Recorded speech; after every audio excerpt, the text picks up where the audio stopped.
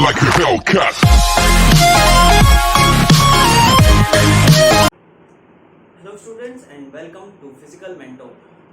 और आज के क्लास 12 के सेशन में हम स्टार्ट करते हैं पहले चैप्टर्स के 1.1 एक्सरसाइज, जिसका टॉपिक है meaning and objectives of planning. तो प्लानिंग, जैसे कि आप सभी जानते हैं कि प्लान हम कुछ भी चीज़ करते हैं किस उद्देश्य से। हमारा एक सोल मोटिव होता है कि आगे फ्यूचर में होने वाली चीज़ों के लिए हम अभी से प्रिपेयर होते हैं। तो उसको प्रिपेयर करने के लिए जो आगे फ्यूचर में एक इवेंट होने वाला है उसको हम अभी से प्लान करेंगे, तो उस चीज़ को प्लानिंग कहते हैं।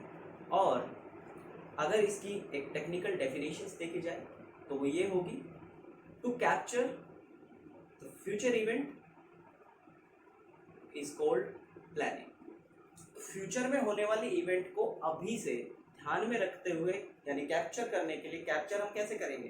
कैप्चर हम ऐसे तो नहीं करेंगे कि उसका फोटो खींच लेंगे। हम कैप्चर करेंगे अभी उसके एक पूरा ऑब्जेक्टिव, पूरी प्लानिंग, उसमें क्या कॉस्ट लगेगा, उसमें क्या खर्चा होगा हमारा, उसी से हम अपना एक स्ट्रक्चर तैयार करेंगे जिसे हम प्लानिंग स्ट्रक्चर कहते हैं। तो meaning and objectives of planning आज का जो टॉपिक है हमारा, उसको पढ़ने के लिए आपको एक चीज़ ध्यान में रखनी है कि प्लानिंग जब भी हम करेंगे तो प्लानिंग का कुछ प्रोसेस होता है। हम ऐसे नहीं कि हमने कुछ भी उठाया और सोच लिया कि हमने फ्यूचर में एक चीज़ कंप्लीट करनी है, उसके लिए अभी हमें प्लानिंग करनी है, और हमने बोला कि चलो ठीक है प्लान करते हैं। हम बैठ गए एक जगह प्लानिंग करने के लिए, लेकिन हमारे पास कुछ भी रिसोर्सेज नहीं है। तो रिसोर्सेज का मतलब है हमारे पास क्या होना चाहिए? हमारे पास जो भी अवेलेबिलिटी है रिसोर्सेज की, जैसे हमारे पास कितना पैसा है खर्च करने के लिए, क्या हमें चाहिए होगा ड्यूरिंग द कंपटीशन या ड्यूरिंग द इवेंट, और क्या हमें उसके बाद करना होगा, वो सारी चीज़ें हमारे पास बिफोर हैंड होनी चाहिए।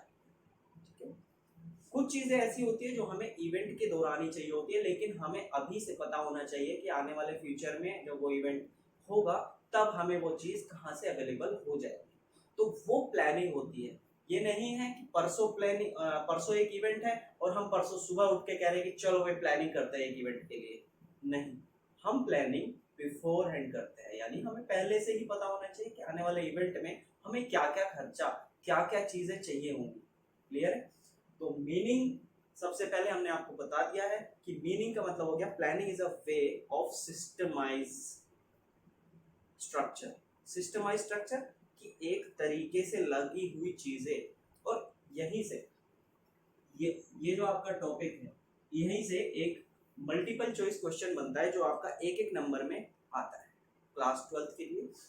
ये ध्यान में रखना कि 20 क्वेश्चन जो आप लोगों के मल्टीपल चॉइस क्वेश्चंस आने हैं, उनमें छोटे छोटे पॉइंट्स भी मैटर करते हैं। क्लियर है? तो यहाँ से क्या क्वेश्चन बनता है कि what are the different types of, या what are the different objectives of planning. ठीक है, तो इसका जो क्वेश्चन बनेगा वो बनेगा कि which of the following is not an objective of planning। which of the following is not an objective of planning, और 4 ऑप्शंस में से एक ऑप्शन आपका गलत होगा। क्लियर है? ये क्लियर हो? अब यदि आप अब स्टार्ट करते हैं हमारे पहले पॉइंट से।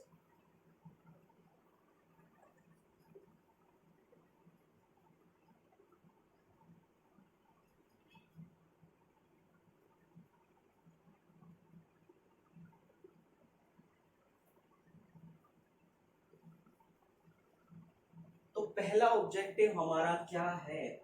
पहला ऑब्जेक्टिव हमारा क्या होगा प्लानिंग का?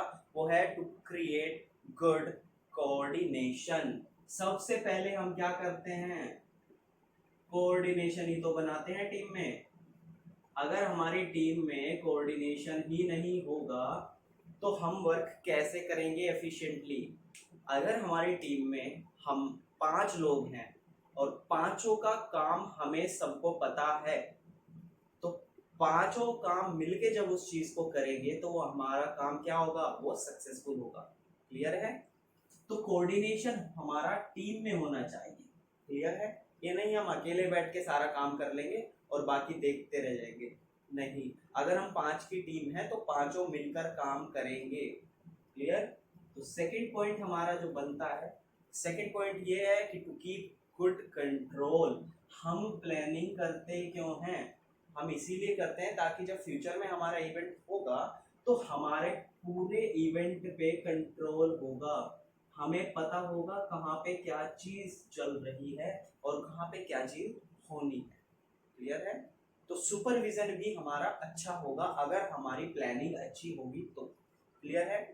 Next is to reduce unnecessary pressure immediately. तो अननेसेसरी प्रेशर इमीडिएटली कैसे होगा? सपोज करो आप एक इवेंट ऑर्गेनाइज कर रहे हो, उस इवेंट में कुछ फॉल्ट आ जाती है। सपोज करो आप एक फुटबॉल के टूर्नामेंट आपने ऑर्गेनाइज कराए, आप 3 फुटबॉल लेकर आए थे और 3 में से 2 फुटबॉल आपकी क्या हुई, पंक्चर हो गई। अब एक ग्राउंड पे मैच चल रहा है, दूसरे ग्राउंड पे आपको दूसरी फुटबॉल चाहिए, तो वो क्या होगा, वो आपका इमीडिएट प्रेशर होगा।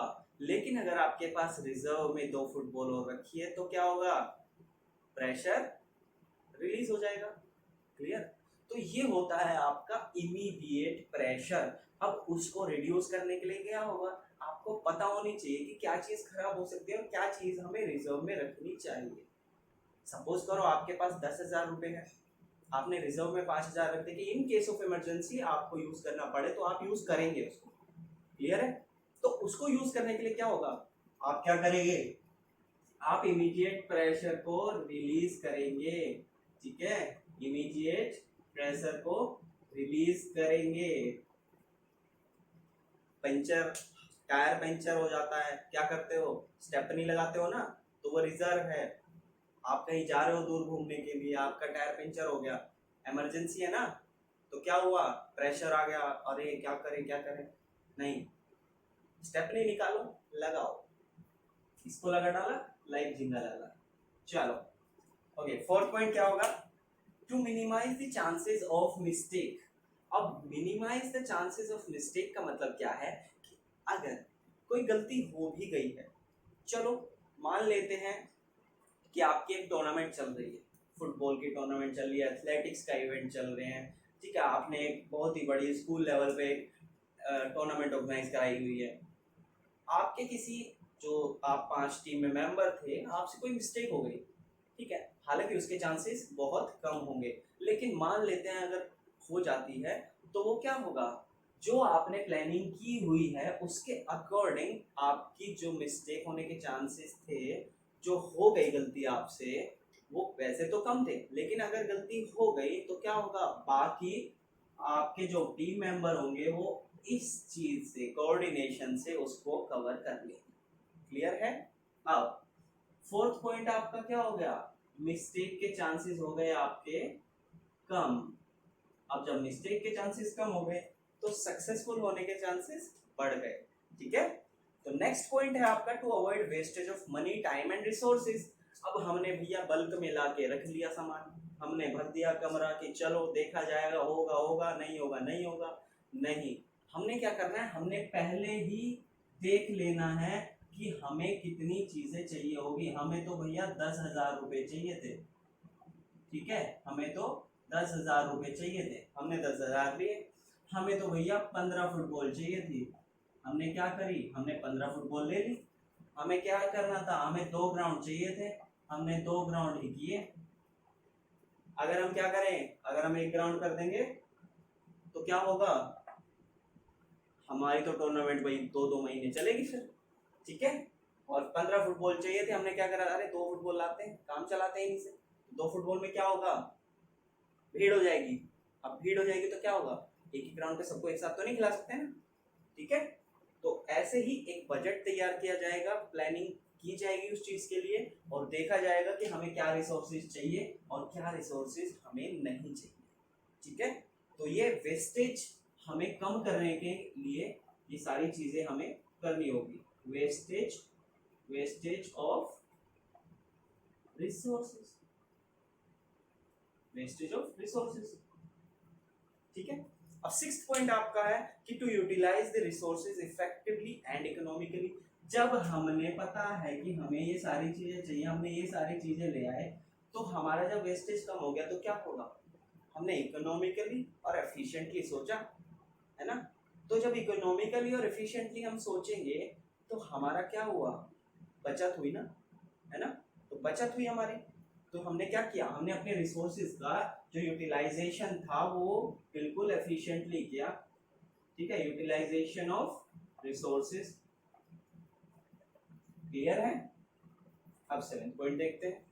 लास्ट पॉइंट है to improve the effectiveness of the organisation. Suppose करो कि ये सारी चीजें जो हम कर रहे थे, हमारी एक 5 लोगों की टीम थी, ये देखो एक दुबला पतला, ये देखो एक और दुबला पतला टीम में, ये देखो एक और दुबला पतला टीम में, ये एक और दुबला पतला टीम में, और ये इन सब का हेड, ये थोड़ा मोटा नहीं है क्योंकि इसे भी बेचारे को कुछ खाने को नहीं मिलता।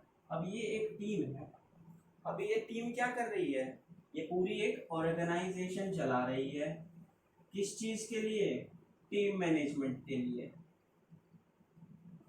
टीम मैनेजमेंट क्या होता है, जब एक टीम मिलकर काम करती है उसको टीम मैनेजमेंट कहते हैं। क्लियर है। तो जब टीम मैनेजमेंट, ये जो 5 लोगों की टीम थी, इन्होंने ये सारी चीजें ध्यान में रखी, तो क्या हुआ, इनकी काम करने की क्षमता बढ़ी, और काम क्षमता जब बढ़ी तो कैसे बढ़ी, इफेक्टिवनेस बढ़ी, लोगों को इनका किया हुआ काम पसंद आया। ठीक है। तो जब लोगों को इनका काम किया हुआ पसंद आएगा तो वो क्या करेंगे, आगे फ्यूचर में भी इन्हीं से काम करवाएंगे कि भाई हमें तो इन्हीं का काम पसंद आया, हम तो इन्हीं से टूर्नामेंट ऑर्गेनाइज कराएंगे अपने, हम अपने स्कूल में इन्हें ही बुलाएंगे। क्लियर है। तो ये आपके 7 पॉइंट हैं किस चीज के, ऑब्जेक्टिव्स ऑफ प्लानिंग। तो meaning and objective of planning इसी के साथ खत्म होता है। नेक्स्ट पॉइंट 1.2 आप लोगों का है क्या, नेक्स्ट वीडियो में देखो, अभी थोड़ी बताएंगे। क्लियर है। Thank you.